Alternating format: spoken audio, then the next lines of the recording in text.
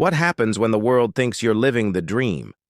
But behind closed doors, the dream is someone else's, and the reality is a quiet storm waiting to explode. That storm begins tonight, and trust me, you don't want to look away.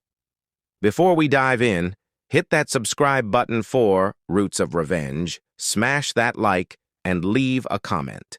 Because what you're about to witness will make your heart pound, and you'll have an opinion you need to share. The cameras fade in on the dimly lit studio, the hum of anticipation vibrating through the air like a live wire. I can feel it in my bones, the kind of tension that makes the hairs on your arms stand straight. Across from me, under the glare of spotlights that seem almost accusatory, sits my brother. He's calm, composed, radiating that smug satisfaction of someone who's just been handed a shiny new car for graduating, a symbol everyone told him he earned. And there I am, gripping the edge of the chair, the weight of a different reality pressing down on me. The rent notice burned in my pocket like a hot coal. I left a note on the kitchen table this morning, a small piece of paper that carried every ounce of my resentment and frustration, but no one would read it the way I meant it. The crowd murmurs, sensing the tension before a word is even spoken. "So," I begin, my voice low but sharp, "you got a car, a brand new, shiny car, and what did I get for surviving another month in the real world?" I let the silence stretch, let the words hang between us like a noose. A flash from a camera punctuates the moment, capturing my brother's carefully crafted smile. He shifts, as if sensing the narrative he's now trapped inside. "Well, isn't this just the way life works?" he says, his tone breezy, almost mocking. "You do your part, and you get rewarded." The room reacts audibly. Gasps, whispers, some nods, some looks of disbelief. You can see it in the audience's eyes. They understand the injustice, the emotional disparity that makes this confrontation more than just a family spat.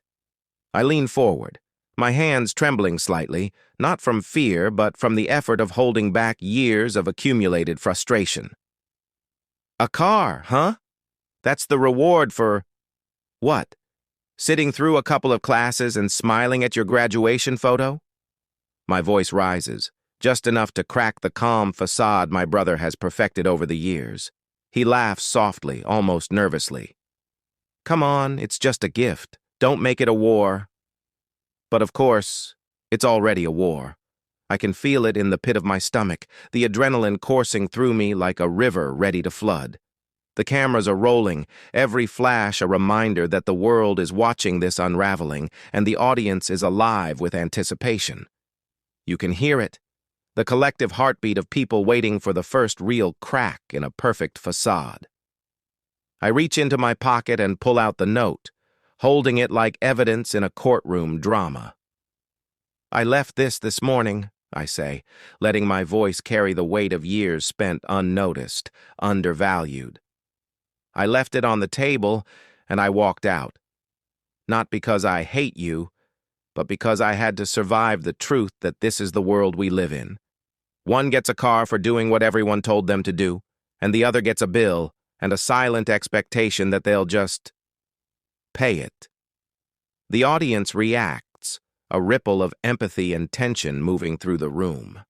My brother's eyes flicker with something, discomfort, guilt, maybe even fear. But his lips remain pressed together, the polite shield of someone who's never been confronted with raw emotion like this.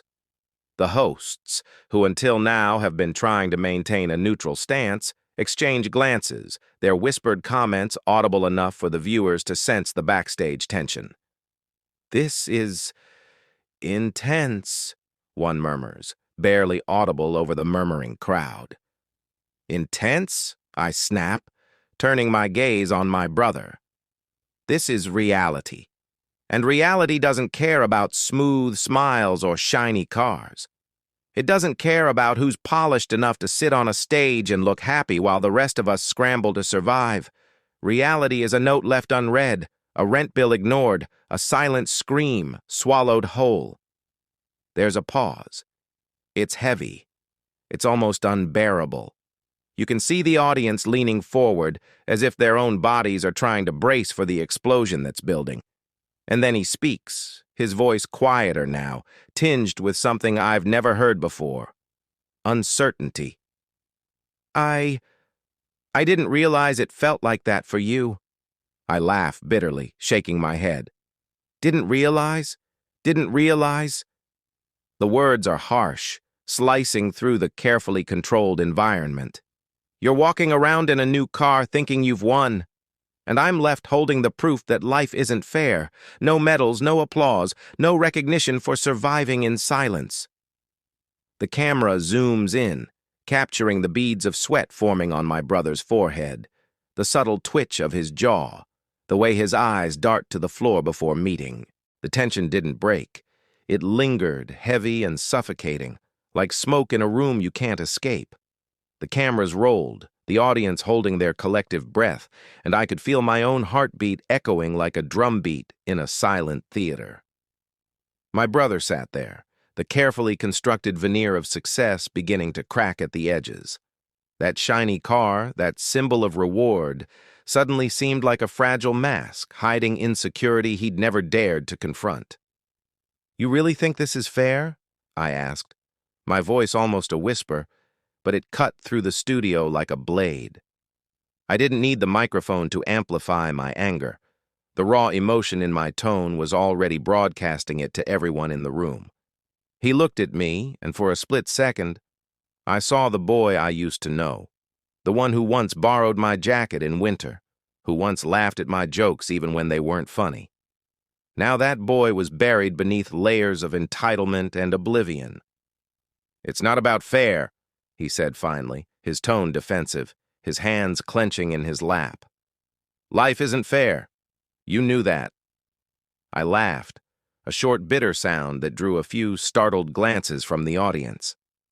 "Not fair?" I echoed. "You get a car for a graduation and I get a rent bill that's more than my paycheck. And you tell me, without a flicker of shame, that this is just life? This isn't life. This is a spotlight shining on your privilege, while the rest of us are left counting pennies in the dark." The audience stirred, murmurs growing louder. Cameras swiveled, capturing every twitch of his face, every flash of guilt, or was it anger, that crossed his features. The hosts tried to interject, to bring calm, but their voices were drowned by the raw current of emotion I was unleashing. This wasn't a talk show anymore. This was a confrontation, a reckoning in real time.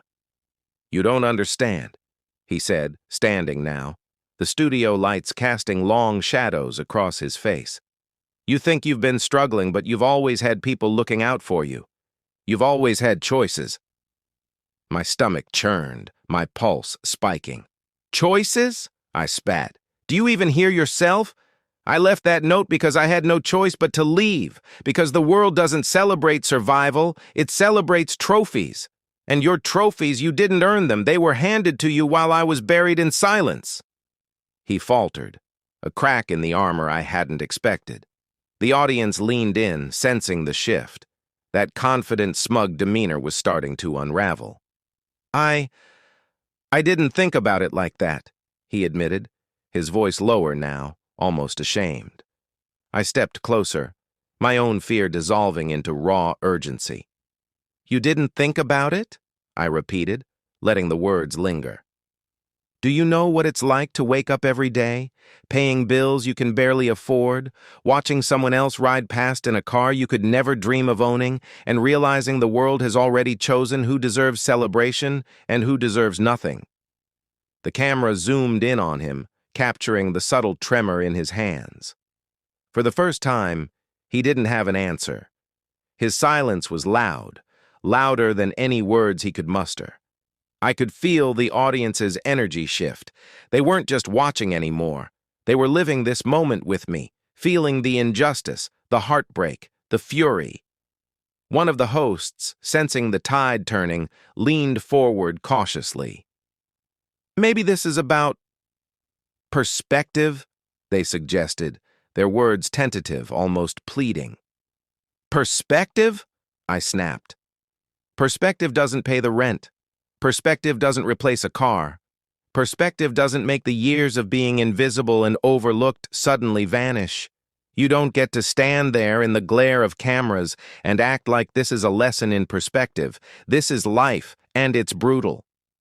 My brother's shoulders slumped.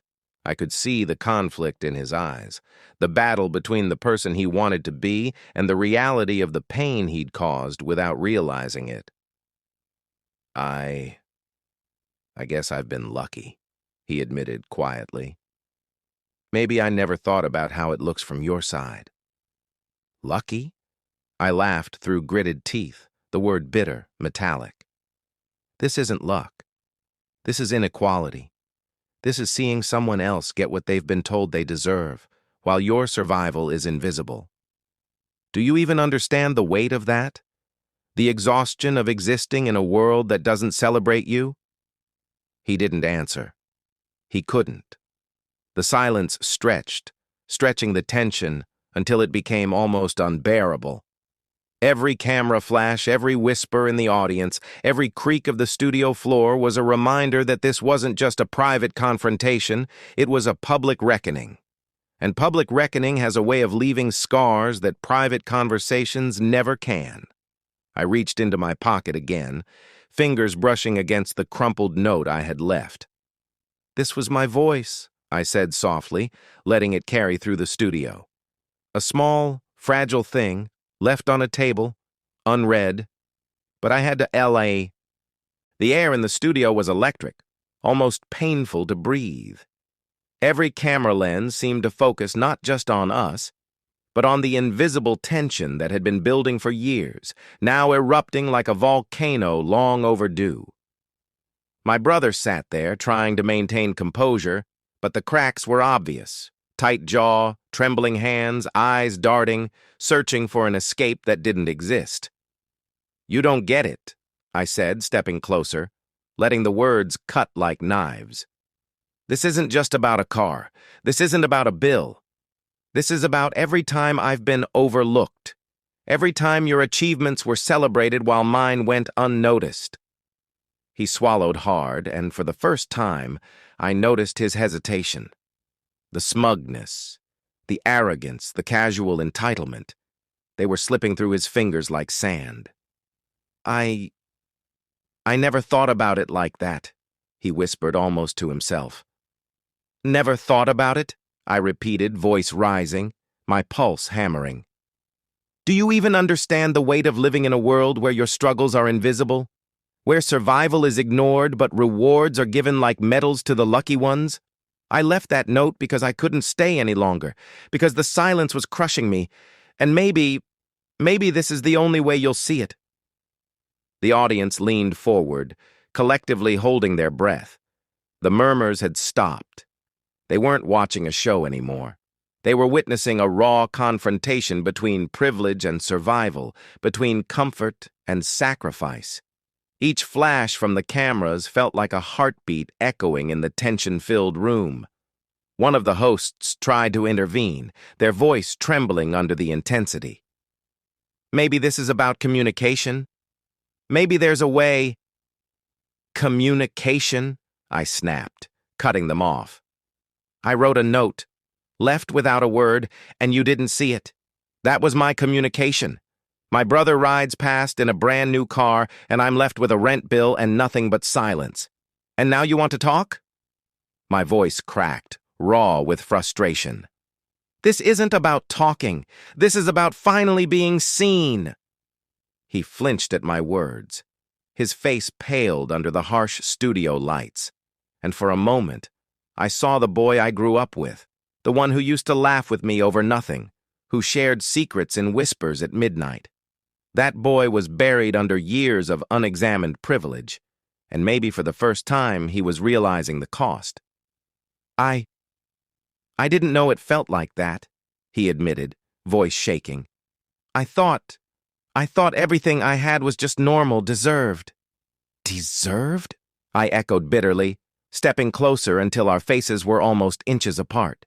You didn't earn the car. You didn't earn the spotlight. You were handed it while I struggled in silence, unnoticed, unpaid, invisible.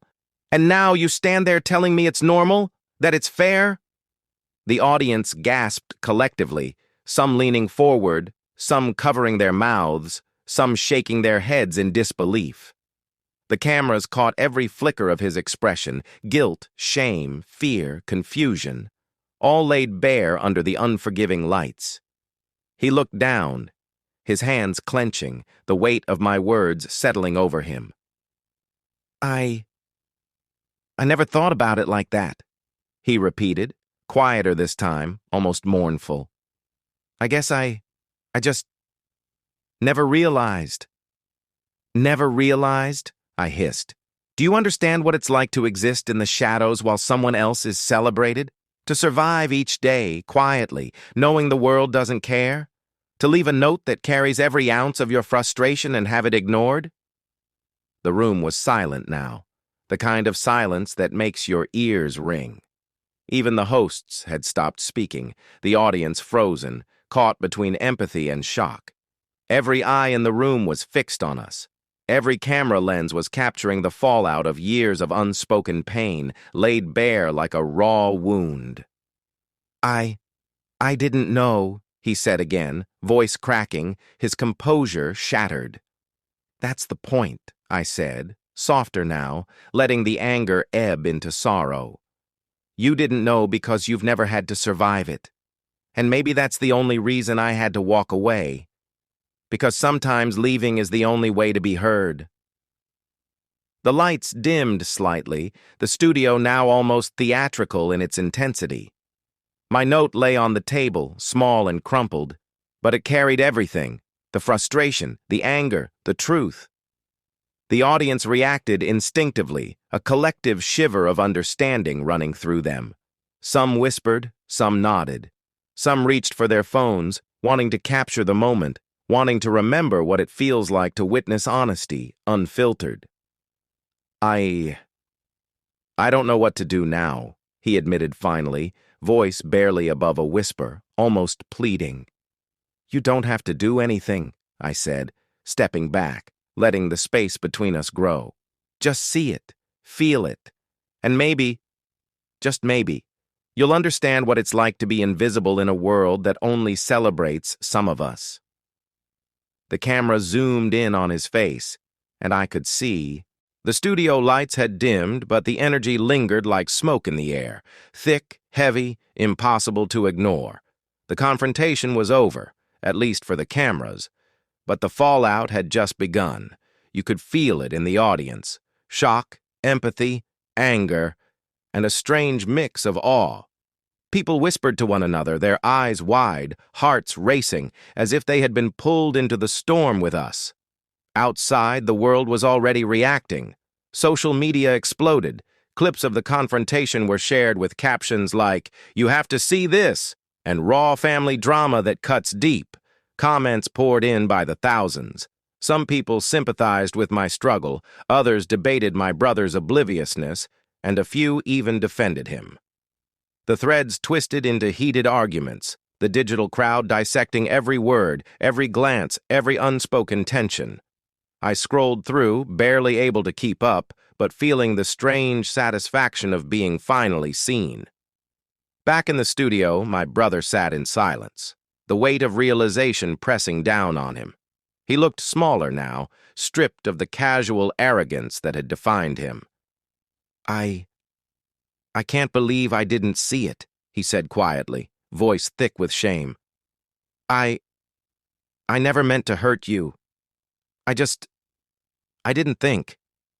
"You didn't think," I repeated, softer this time, the fury giving way to something more complex: sadness, resignation, and maybe even a flicker of hope. "That's exactly it. You didn't think. And sometimes thinking isn't enough. You have to feel it. You have to live it. And I did. That's why I left the note. That's why I walked away. So maybe now, finally, you understand." The audience reacted almost audibly, a mixture of sighs, murmurs, and a few hesitant claps. You could see the collective recognition in their faces, recognition that life isn't fair, that privilege exists quietly, and that survival often goes unseen until it's too loud to ignore. Cameras panned over the crowd, capturing each subtle reaction, each nod of understanding.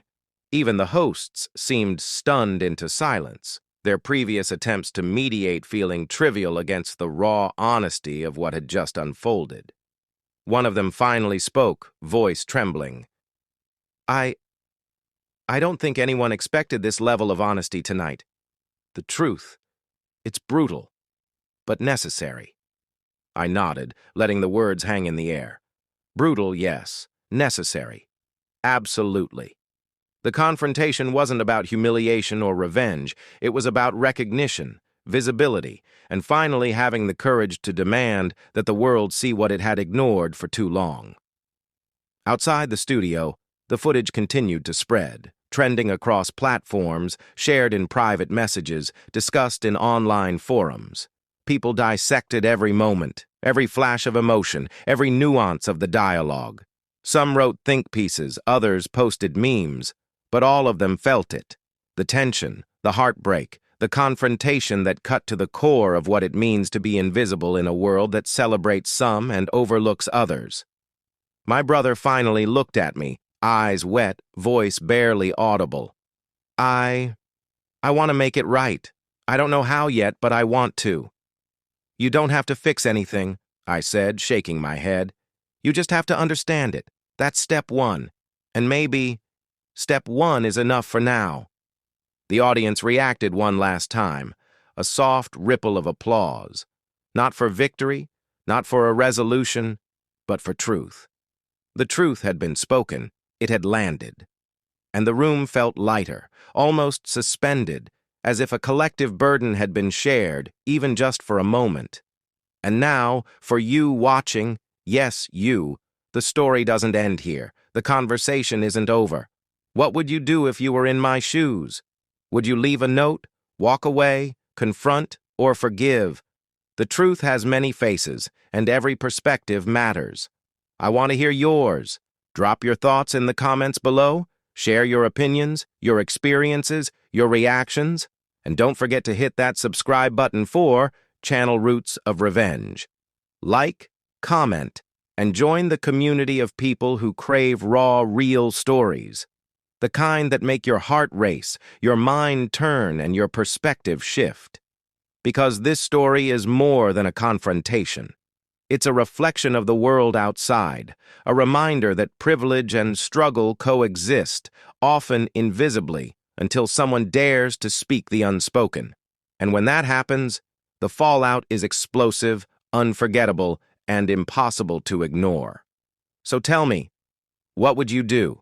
Comment below, be honest, be real, and stay tuned to Roots of Revenge for more stories that cut deep, spark conversation, and leave you questioning everything you thought you knew. The lights dim one final time, the cameras fade, and the echoes of this confrontation linger, not just in the studio, but in every mind that witnessed it, every heart that felt it, and every screen that shared it. The storm has passed for now, but its impact, that is only beginning.